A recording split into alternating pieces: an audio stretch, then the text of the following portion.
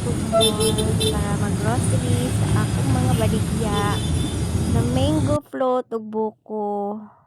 Diri ko ni agi sa sa Bahada. Picture ko dira rin. Diretso na ko sa mall. Ay, kuha og basket. Kasi kuha na ko ng 5 ka buko grahams para sa akong mango float.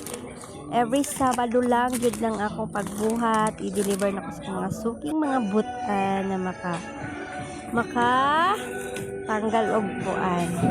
Alam mo na, palit ko ning duha ka gatas kay save 10 pesos sa kaning jersey ginagamit ako ni sa akong mango float. O diba? Ibutang na ko kay layo-layo man din akong basket. Oy, forma day. Wala ako kadari dapit so ako mapilian ane.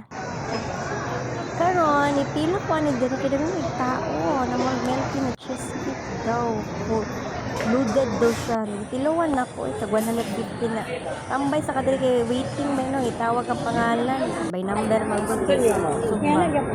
Pero nagbayad sa si Madam. Ma'am, advice lang ko Para makatilaw tani lagi lahan diri sa Isano. Trending ba nila vlog baya ni siya di ba?